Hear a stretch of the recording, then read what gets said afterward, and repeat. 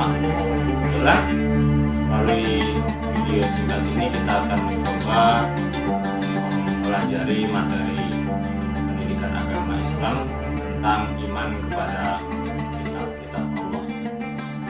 Merupakan bagian dari materi yang diajarkan di kelas 8 semester ganjil. Baik, kompetensi dasar dari materi ini adalah yang pertama, dari sikap spiritualnya diharapkan anak-anak mampu menghayati Al-Quran sebagai implementasi dan dari pemahaman rukun iman. Secara sikap sosial, munculnya karakter meyakini kitab suci Al-Quran sebagai pedoman hidup sehari-hari. Kemudian secara pengetahuan diharapkan siswa mampu memahami makna beriman kepada kitab-kitab Allah, dan secara keterampilan diharapkan punya kompetensi untuk menyajikan dalil nakli atau ayat-ayat Quran maupun hadis tentang beriman kepada kitab-kitab Allah. Secara lebih khusus, tujuan pembelajaran yang diajarkan melalui video ini adalah yang pertama, setelah mempelajari materi ini diharapkan siswa dapat menjelaskan pengertian iman kepada kitab Allah dengan benar, menyebutkan nama kitab-kitab Allah, menjelaskan garis-garis besar isi dari kitab-kitab Allah, menjelaskan cara mengimani kitab-kitab Allah itu dengan benar, menjelaskan hikmah beriman kepada kitab-kitab Allah itu dengan benar. Baik, kita mulai. Pokok pembelajarannya dibuka dengan memahami pengertian dari iman kepada kitab Allah. Sebelum pengertian iman kepada kitab Allah, kita pahami dulu pengertian iman secara bahasa, yaitu iman artinya yakin atau percaya.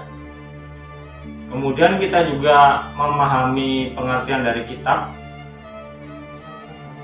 Secara umum dapat didefinisikan bahwa kitab adalah kumpulan wahyu dari Allah SWT yang dibukukan dalam bentuk tulisan-tulisan. Kemudian setelah memahami iman dan kitab, maka kita mencoba menemukan pengertian atau definisi dari iman kepada kitab Allah. Secara umum, pengertian iman kepada kitab Allah adalah meyakini dengan sepenuh hati bahwa Allah menurunkan kitab suci kepada para nabi untuk disampaikan kepada umat manusia sebagai petunjuk dan pedoman hidup. Anak-anak juga dapat mencari referensi-referensi lain yang sesuai baik dari buku maupun dari internet atau mungkin bahan-bahan pelajaran lain untuk lebih memperdalam materi ini. Selanjutnya,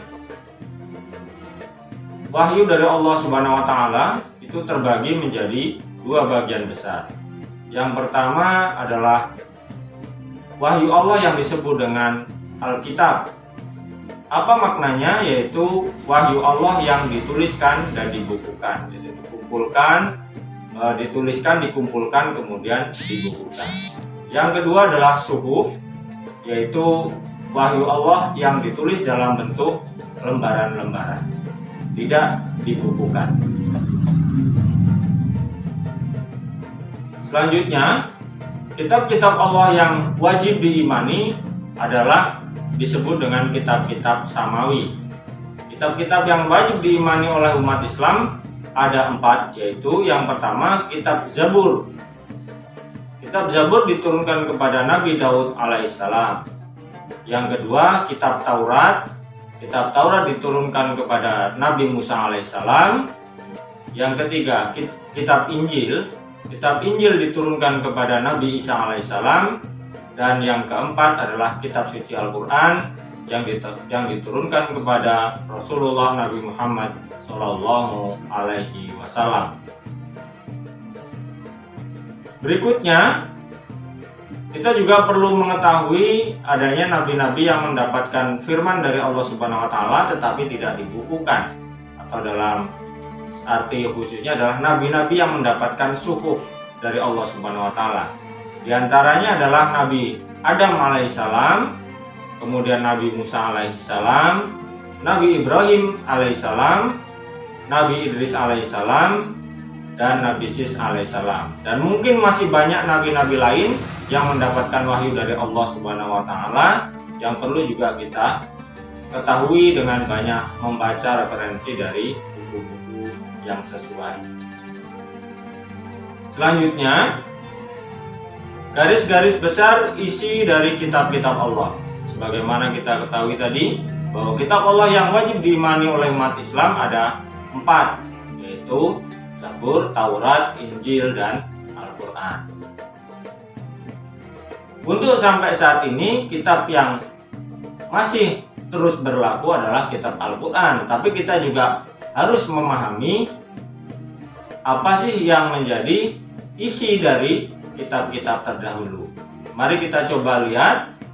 Yang pertama adalah kitab Zabur. Garis besar isi dari kitab Zabur adalah nyanyian untuk memuji Allah Subhanahu wa taala. Kemudian yang kedua, ucapan syukur kepada Tuhan. Yang ketiga, ratapan mungkin doa-doa para jamaah ya. Kemudian doa secara individual dan nyanyian untuk para raja. Berikutnya adalah garis besar isi kitab Taurat. Isi kitab Taurat dikenal dengan sebutan The Ten Commandments atau 10 perintah. Apa saja isinya? Yang pertama adalah perintah menghormati dan mencintai Allah, perintah menyebut nama Allah dengan hormat, perintah mensucikan Allah, yang keempat perintah menghormati ibu dan bapak, yang kelima larangan membunuh, 6 larangan bermaksiat, 7 larangan mencuri, 8 larangan berdusta, 9 larangan berbuat cabul atau hal yang tidak baik, yang ke-10 larangan ingin memiliki harta orang lain dengan cara yang tidak benar. Itulah 10 perintah dalam Taurat yang umum kita kenal dengan istilah sebutannya The Ten Commandments. Berikutnya garis besar isi kitab Injil. Kitab Injil diturunkan kepada Nabi Musa dan secara garis besar berisi tentang pertama menjelaskan bahwa kelak akan datang Nabi dan Rasul setelah Nabi Isa alaihissalam, yaitu kedatangan Nabi Muhammad SAW.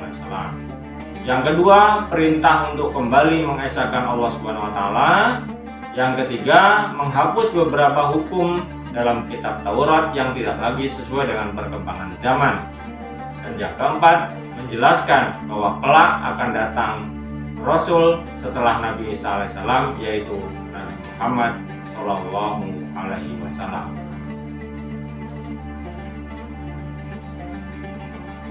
Dan yang terakhir adalah garis besar isi kitab suci Al-Quran.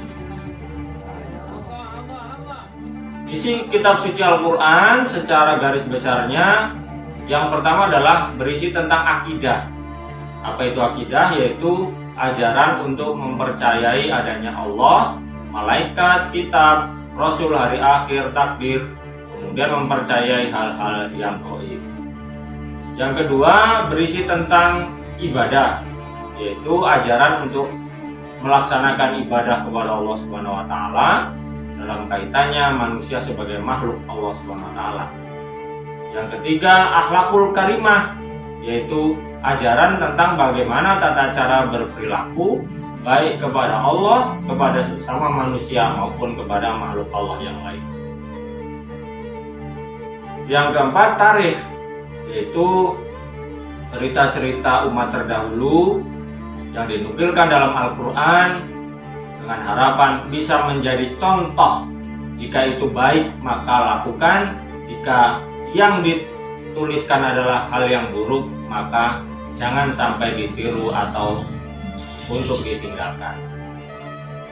Dan yang kelima adalah muamalah, yaitu ajaran untuk mengadakan bagaimana hidup dengan sesama manusia, berkeluarga, bertetangga, bermasyarakat, dan lain sebagainya.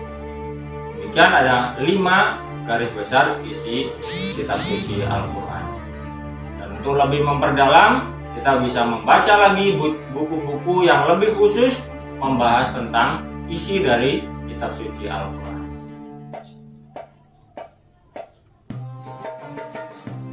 Kemudian karena kitab-kitab selain Al-Quran sudah tidak berlaku lagi di zaman sekarang setelah Nabi Muhammad SAW, maka tetap harus diimani dengan benar.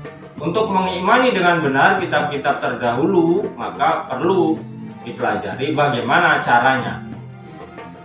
Untuk mengimani kitab-kitab selain Al-Quran, yang pertama adalah kita harus meyakini bahwa Zabur, Taurat, Injil adalah benar berasal dari Allah Subhanahu wa Ta'ala atau tergolong kepada kitab-kitab samawi. Yang kedua, baik keimanan kepada kitab-kitab terdahulu itu harus diyakini dengan benar meskipun kita tahu ataupun tidak tahu namanya. Kemudian membenarkan berita-berita yang ada di dalam kitab-kitab itu dan mengamalkan hukumnya jika memang apa yang ada di kitab terdahulu juga dinukilkan pada kitab Al-Quran yang sekarang. Selanjutnya, bagaimana cara mengimani Al-Quran? Secara mengimani Al-Quran yang benar, yang pertama adalah harus meyakini di dalam hati bahwa Al-Quran adalah wahyu dari Allah Subhanahu wa Ta'ala. Yang kedua, meyakini kebenaran Al-Quran adalah jaminan mutlak dan tidak ada keraguan sedikit pun. Yang ketiga, kita harus mempelajari, membacanya, memahami artinya, dan mencoba mencari, mengulas isi kandungannya, dan mengambil hikmah darinya. Kemudian yang keempat, Al-Quran harus diamalkan dalam kehidupan sehari-hari. Sebagai penutup dari video ini, marilah kita coba merangkum harapan dari mempelajari materi ini. Kiranya kita semua mendapatkan satu peningkatan yang baik, diantaranya dengan mempelajari materi ini maka semakin kuat keimanan kita kepada Allah Subhanahu wa Ta'ala. Yang kedua, kita jadi yakin bahwa mendapatkan petunjuk untuk menggapai kebahagiaan dunia dan akhirat melalui Al-Quran sebagai kitab suci kita.